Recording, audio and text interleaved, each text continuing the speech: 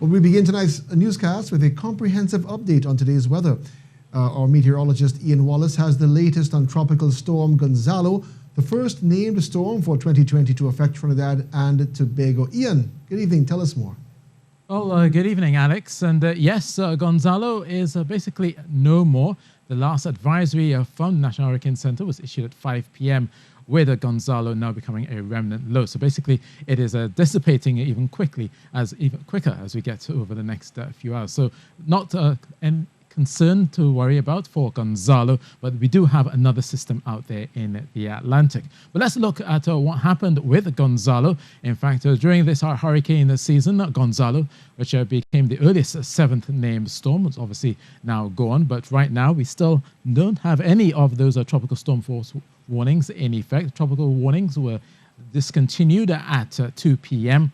and all the activity has cleared Tobago as Gonzalo weakened. Now, at a green level, what you can do is stock up on your emergency supplies as well as make your emergency plan in order for us, as you go through this hurricane season, to be prepared. Now, in terms of the seas, they're still quite hazardous in places. The hazardous seas alert still runs until 2 a.m. on a Sunday. Still expecting rough waters up to 4 meters out there in the Atlantic and parts of North Trinidad, still in the wake of Gonzalo. So could still be choppy in some places in those bays, at least for the first part of your night. Now, the rainfall across Tobago in particular, it was concentrated just between 8 a.m. and 2 p.m. We saw about 22 millimeters of rainfall there.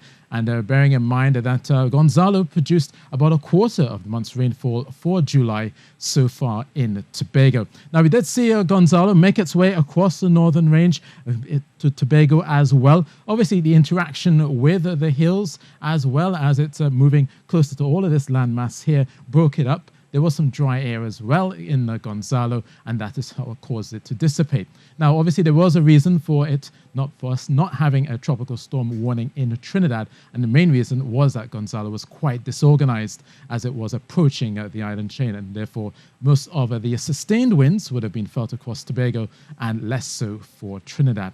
Now, right now, there's yet another system out there. We're talking about Hannah. Well, this one is out there in the Gulf of Mexico and posing no threat to the Caribbean. It is making landfall across the United States. But then we have yet another system, another tropical wave and a disturbance.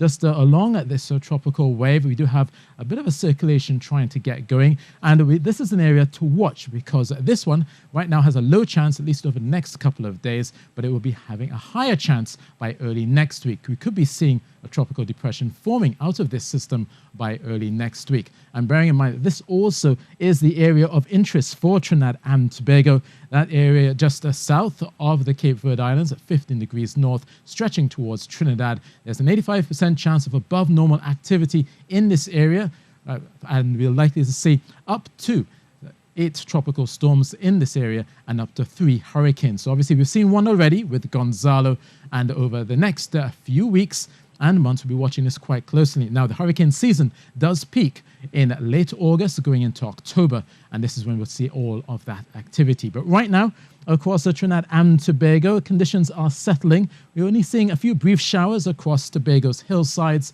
out towards your Sunday morning. Still, there's occasionally cloudy skies expected for Tobago, but there will be a few showers popping up. There's a medium chance of you seeing a heavy shower or thunderstorm, but most of that will actually be reserved for Trinidad. So we will be seeing a few showers first thing in the morning across northern areas of Trinidad, western areas of Trinidad as well. You could see 1 or 2 of those brief showers. The isolated shower could be on the heavy side alongside some thunderstorms, so be mindful about that. And as well, following today's rainfall in parts of the hills, any additional rainfall could cause those areas which are saturated to obviously cause some issues with any loose trees, etc., that could just topple over. We're looking at mostly like banana trees and those type of things. But overall, through your afternoon, we're looking at just a medium chance of you seeing some showers that could be heavy or thundery. So obviously be mindful about that. There's still a possibility of maybe some gusty winds or street of flash flooding in those downpours. Now, temperature-wise, tonight will likely feel cool, 23 degrees Celsius in Trinidad, 24 degrees Celsius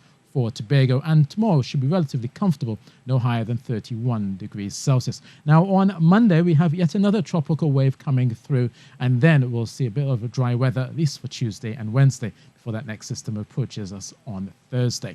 Heading offshore, the fresh easterly winds of 20 knots are still out there, whipping up the seas up to 3 meters expected overnight, with the hazardous seas alert still in effect, but we should be seeing the seas beginning to settle by late on Sunday and going into Monday. But at least right now, we've seen the last of Gonzalo, and this is a good time to stock your emergency supplies, as well as get your emergency plan, know where your shelters are as you go through the next few months and towards the peak of the hurricane season. So that's a look at your weather.